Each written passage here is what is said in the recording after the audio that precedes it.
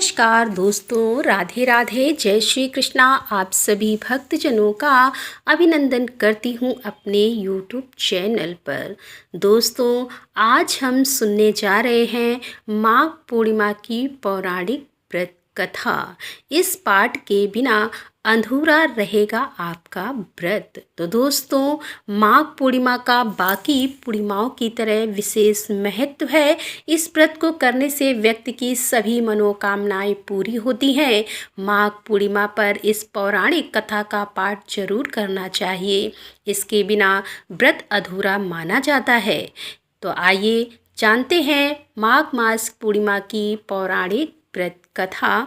माघ पूर्णिमा की पौराणिक कथा के अनुसार एक नगर में धनेश्वर नाम के एक ब्राह्मण रहता था। उसकी पत्नी का नाम रूपवती था, जो कि बहुत ही पतिव्रता और सर्वगुण संपन्न थी। लेकिन उन्हें कोई संतान नहीं थी, इसीलिए वो दोनों बहुत चिंतित रहते थे।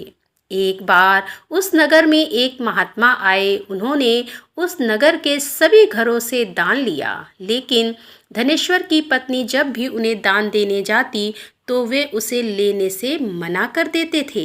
एक दिन धनेश्वर महात्मा के पास गया और उसने पूछा कि हे महात्मन, आप नगर के सभी लोगों से दान लेते हैं, लेकिन मेरे घर से नहीं लेते।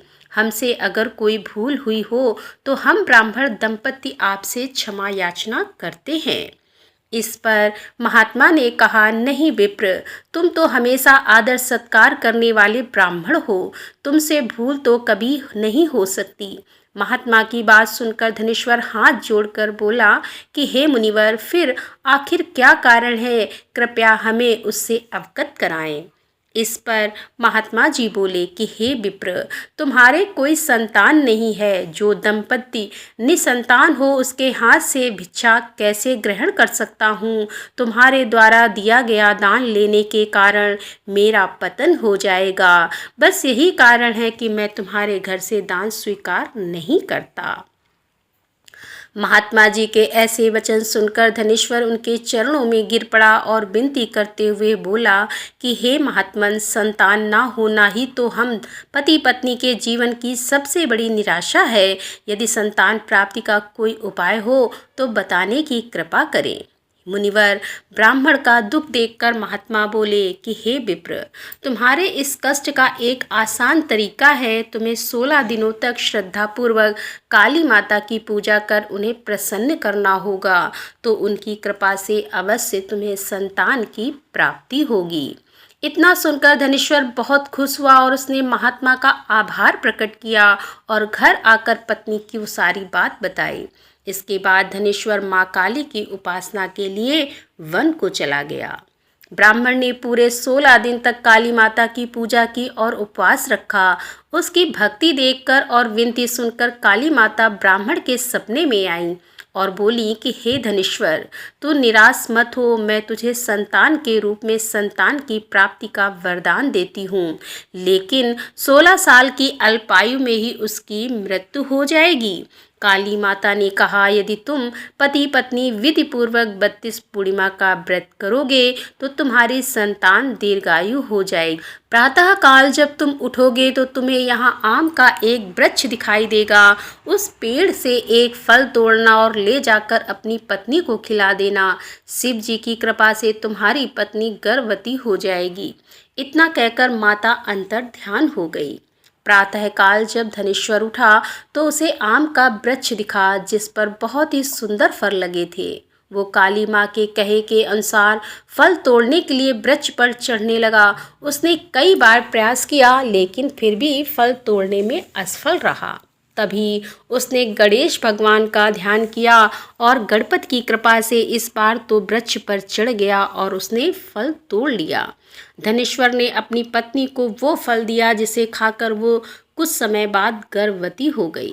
दंपति काली माँ के निर्देश के अनुसार हर पूर्णिमा पर दीप जलाते रहे। कुछ दिन बाद भगवान शिव की कृपा हुई और ब्राह्मण की पत्नी ने एक सुंदर बेटे को जन्म दिया, जिसका नाम उन्होंने देवीदास रखा। जब पुत्र 16 वर्ष का होने को हुआ तो माता पिता को चिंता होने लगी कि इस वर्ष उसकी मृत्यु ना हो जाए। इस पर उन्होंने देवीदास के मामा को बुलाया और कहा, तुम देवीदास को विद्या अध्ययन के लिए काशी ले जाओ और 1 वर्ष बाद वापस आना। दंपति की पूरी आस्था के साथ पूर्णमासी का व्रत कर पुत्र के दीर्घायु होने की कामना करते रहे। काशी प्रस्थान के दौरान मामा भांजे एक गांव में गुजर रहे थे। वहां एक कन्या का विवाह हो रहा था। विवाह होने से पूर्व ही उसका वर अंधा हो गया। तभी वर के पिता ने देवीदास को देखा और मामा से कहा कि तुम अपना भांजा कुछ समय के लिए हमारे पास दे दो। विवाह संपन्न हो जाए उसके बाद ले जाना।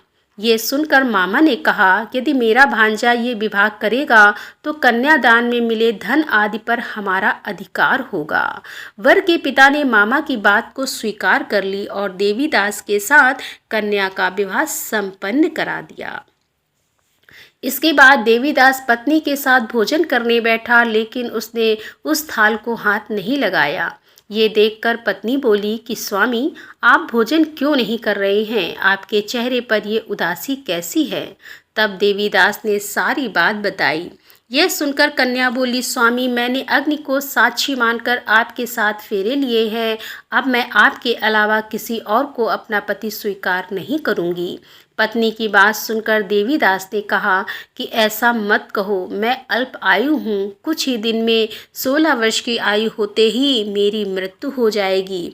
इस पर उसकी पत्नी ने कहा कि स्वामी, जो भी मेरे भाग्य में लिखा होगा वो मुझे स्वीकार है। देवीदास ने उसे समझाने की बहुत कोशिश करी, लेकिन जब वो नहीं मानी तो देवीदास ने उसे एक अंगूठी दी और कहा, मैं काशी जा रहा हूँ, लेकिन तुम मेरा हाल जानने के लिए एक पुष्प वाटिका तैयार करो। उसमें भांति भांति के पुष्प लगाओ और उन्हें जल से सींचती रहो। यदि वाटिका हरी भरी रहे, पुष्प खिले रहे, तो समझना कि मैं जीवित हूँ, और जब ये वाटिका सूख जाए तो मान लेना कि मेरी मृत्यु हो चुकी है। इतना कहकर देवीदास काशी चला गया। अगले दिन सुबह जब कन्या ने दूसरे वर को देखा तो बोली कि ये मेरा पति नहीं है, मेरा पति काशी पढ़ने गया है। यदि इसके साथ मेरा विवाह हुआ है तो बताएं, रात्रि में मेरे और इसके बीच क्या बात हुई थी और इसने मुझे क्या दिया था?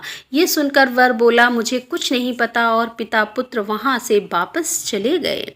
उधर एक दिन प्रातःकाल एक सर्प देवीदास को डसने के लिए आया, लेकिन उसके माता पिता द्वारा किए जाने वाले पूर्णिमा व्रत के प्रभाव के कारण वो उसे डस नहीं पाया। इसके बाद काल स्वयं वहां आए और उसके शरीर से प्राण निकालने लगे। देवीदास बेहोश होकर गिर पड़ा। तभी वहां माता पार्वती और शिव जी आए। देवीदास को बेहोश देखकर देवी पार्वती बोली कि हे स्वामी, देवीदास की माता ने 32 पूर्णिमा का व्रत रखा था, उसके फलस्वरूप कृपया आप इसे जीवन दान दें। माता पार्वती की बात सुनकर भगवान शिव ने देवीदास को पुनः जीवित कर दिया। इधर देवीदास की पत्नी ने देखा कि पुष्प वाटिका में एक भी पुष्प नहीं रहा। वो जान गई कि उसके पति की मृत्यु हो चुकी है और रोने लगी। तभी उसने देखा कि वाटिका फिर से हरी भरी हो गई है। ये देखकर वो बहुत प्रसन्न हुई। उसे पता चल गया कि देवीदास को प्राणदान मिल चुका है। जैसे ही देवीदास 16 वर्ष का हुआ, मामा भांजा काशी से वापस चल पड़े। रास्ते में जब वो कन्या के घर गए तो उसने देवीदास को पहचान लिया और प्रसन्न हुई। धनेश्वर और उसकी पत्नी भी पुत्र को जीवित पाकर हर्ष से भर गई। पौराणिक मानता है कि जो व्यक्ति श्रद्धा पूर्वक पूर्णिमा का व्रत रखते हैं और कथा सुनते हैं, उन्हें संतान का सुख मिलता है और सारी मनोकामनाएं पूरी होती हैं। तो दोस्तों, कैसी लगी आज की ये कथा? यदि कथा पसंद आई हो तो वीडियो को लाइक करें, दोस्तों के साथ शेयर करें, और हमारे चैनल पर यदि आप पहली बार आ रहे हैं तो कृपया हमारे चैनल को सब्सक्राइब कर लें। तो दोस्तों, मिलते हैं अगले वीडियो में। तब तक के लिए राधे राधे, जय श्री कृष्णा, हर हर महादेव, जय भोलेनाथ की।